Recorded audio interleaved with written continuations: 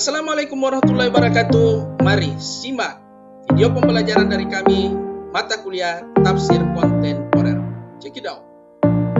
كل لحظة وكل ثانية كل تعبي هون عليا كل صبري مر بيا هي دي الفرصة هي أكتر من مجد وأكتر وأنا عندي أمل وبقدر هي دي الفرصة هي كل ده من تعب ايديا الوقت ده غير الزمان انت وانا ده حلمنا الوقت ده الحلم حال والدنيا شهدة الوقت ده. Bagaimana kabarnya dedek sekalian? Baik ya.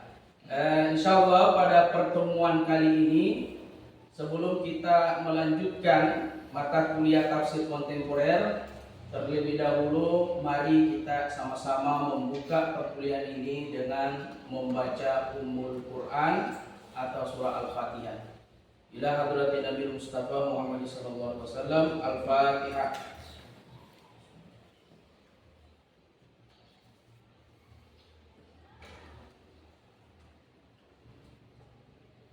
Selesai. Baik, sebelum kita lanjut, masih ingat tak materi minggu lalu? Ya, materi minggu lalu kita sudah sepakati pada pertemuan pertama bahwa di pertemuan ini kita akan menjelaskan sedikit mengenai konsep tafsir kontemporer itu seperti apa. Kalau yang lalu kita masih membagi kelompok. Ada yang bertugas nanti mempresentasikan beberapa metode-metode penafsiran Al-Quran yang ada di dalam era kontemporer. Misalnya seperti Amin Al-Fuli, ada misalnya tafsirnya Rashid Ridho dan lain sebagainya. Namun sebelum itu kita mungkin lihat dulu. Nah, target utama pembelajaran hari ini ya. Jadi istilahnya sesuai dengan CPNK kita, capaian pembelajaran ini, maka mahasiswa mampu mengkaji dan menjelaskan ragam metode tafsir kontemporer. Jadi ragamnya seperti apa? Mulai dari definisinya, mulai dari macam-macamnya, jenis-jenis tafsirnya, kemudian sampai kepada laut tafsirnya, corak penafsirannya seperti apa. Karena corak itu bisa menggambarkan nuansa hasil daripada pemikiran tafsir itu sendiri.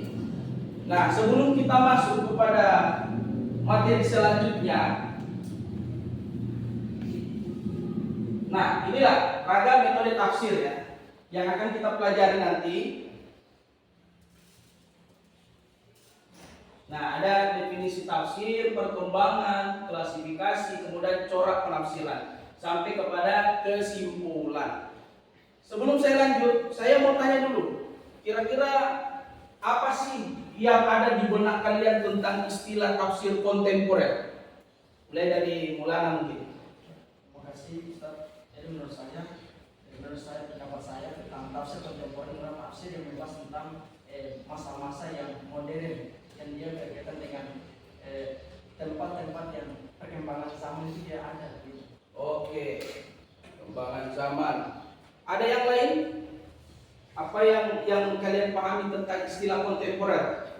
Mungkin sebelah sini Pak. Ada?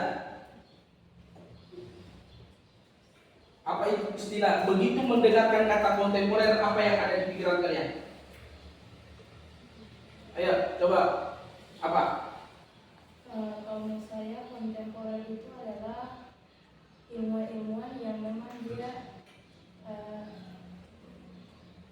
ilmuwan yang masa sekarang atau bukan peradaban lama tapi peradaban khayal. Oke, ya. Jadi kita uji jawaban dulu ya. Tadi kita garis bawahi istilah kontemporer itu merujuk kepada istilah kekinian. Tapi sebenarnya saya lihat konsentrasinya masih kurang. Sudah makan pagi atau belum? Masih semangat? Masih. Nah, kalau begitu saya minta berdiri dulu semua. Kita renggangkan dulu otot-otot karena sudah belajar di jam pertama tadi. otomatis konsentrasi sudah mulai buyar. Nah, saya punya permainan sederhana. Kalau saya bilang tepuk tangan 1 kali, 2 kali, 3 kali, bisa? Bisa. Nah, baik. 1, 2, 3. Tepuk tangan 1 kali, 2 kali, 3 kali, 2 kali. Oke, sudah mulai saya bisa loh. Ini pemanasan ya. Oke, 1, 2, 3. Tepuk tangan 1 kali, 2 kali, 3 kali, 1 kali, 2 kali, 1 kali, 3 kali. Oke, tepuk tangan untuk kita semua.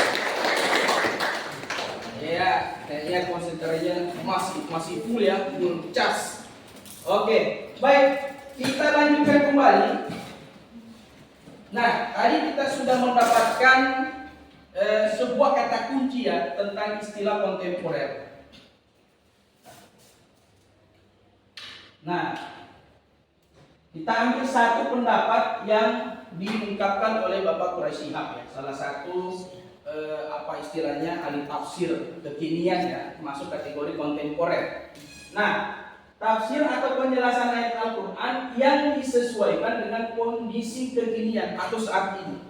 Jadi begitu mendengarkan istilah kontemporer, maka yang dimaksudkan itu adalah penafsiran tentang masa kini. Itu dulu yang ada di gambaran kita. Jadi tidak usah dulu merujuk kepada istilahnya pendapat-pendapat yang terlalu banyak yang akan membuat kita setengah mati kita mengingat-ingat itu. Ya, yang penting dengar dulu kata kuncinya. Sampai di sini bisa dipahami? Bisa. Nah, ini ada beberapa hasil penelitian. Misalnya seperti yang dilakukan oleh Muhammad Amin ini menulis sebuah jurnal mengenai tentang tafsir kontemporer. Di masa Nabi itu belum ada pembukuan. Hanya sekedar Nabi menjadi pemegang otoritas penafsiran Al-Quran. Jadi apapun yang tidak dimengerti, bahkan tidak dipahami daripada ayat-ayat Al-Quran, bisa langsung ditanyakan kepada Nabi, karena Nabi memang masih hidup.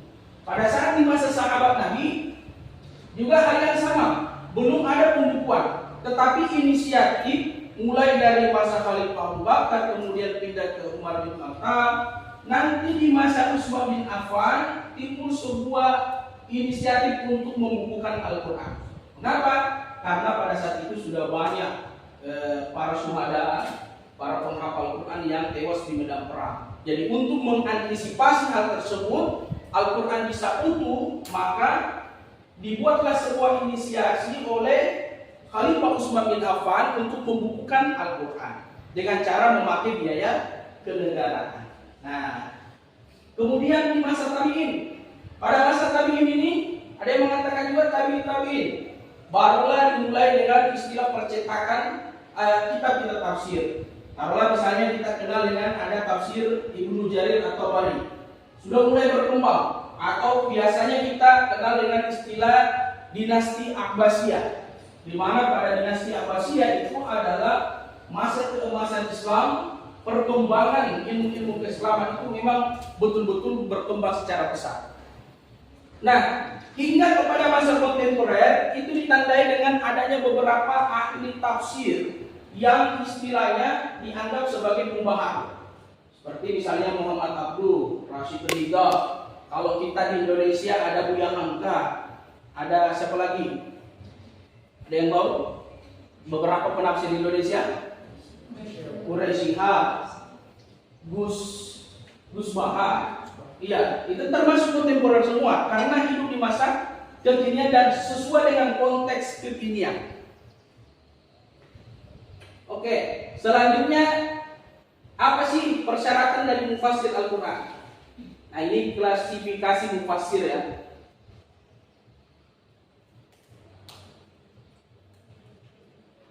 Kalau di masa klasik, ya kita lihat itu berbicara persoalan tingkatannya di masa Nabi, sahabat tabi'in. Itu ditandai dengan adanya sebuah kitab tafsir dicetak pada masa tabi'in. Tapi yang mengarang itu adalah sahabat Nabi yang bernama Ibnu Abbas. Ada yang tahu nama kitab tafsirnya? Ada yang tahu? Tafsir Al-Mikbas apa? Mulana? Al-Mikbas min tafsir Ibnu Abbas. Itulah kitab tafsir yang pertama yang pernah ada. Jadi kitab tafsir yang pertama adalah tafsir Ibnu Abbas. Kemudian di masa pertengahan, masa pembukuan, tadi sudah kita singgung, adanya kitab tafsir yang dikarang oleh Ibnu Jarir At-Tabari, atau biasa kita kenal dengan istilah tafsir At-Tabari. Kemudian kontemporer, masa pembaruan juga sudah tadi ya. Nah, selanjutnya corak penafsiran. Baik, nah sekarang kita lihat corak penafsirannya. Berbicara persoalan corak atau bahasa Arabnya adalah laut tafsir. Jadi corak ini sangat penting untuk mewarnai hasil daripada penafsiran seorang mufassir. Yang pertama ada kita kenal dengan corak lugawi atau corak bahasa. Jadi ketika membaca corak bahasa, seorang mufassir punya corak bahasa, maka kitab tafsir yang dihasilkan biasanya berbau bahasa. Banyak menafsirkan ayat-ayat Al-Quran, mulai dari kata per kata, mulai dari susunan kalimatnya, balaghahnya, bahasa Arabnya, dan lain sebagainya. Pasti urgensinya. Pertama, supaya kita ini tidak salah paham menafsirkan ayat-ayat Al-Quran, ya khususnya yang berbau moderasi beragama. Karena kalau kita lihat ya, di era kekinian orang berbicara persoalan moderasi. Selalu berteriak di media sosial. Nah, yang terpenting adalah apakah orang itu paham istilah moderasi atau tidak. Jangan sampai berbicara ayat moderasi tapi tidak paham tentang moderasi itu apa. Dengan mempelajari tafsir kontemporer, kita bisa memahami arti dan penjabaran daripada ayat-ayat Al-Quran itu sendiri secara kontekstual. Jadi bukan hanya teks saja. Kemudian yang kedua, mempunyai pandangan yang lebih luas tentang tafsir. Jadi bukan hanya sekedar belajar ilmu bahasa Arabnya, balaghahnya, kemudian ilmu tafsirnya. Yang terpenting adalah integrasi dengan ilmu-ilmu yang lain seperti fisika.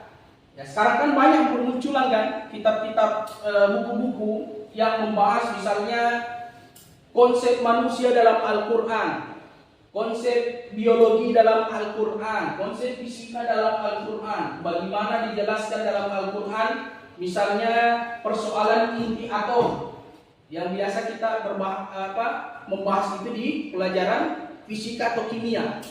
Apa ayatnya? Ada yang tahu tentang atom? Faman ya'mal misqala dzarratin. Nah, coba kita sama-sama. Faman ya'mal misqala dzarratin khairan yarah. Ada yang tahu artinya apa? Ayo. Coba ibu bisa? Barang siapa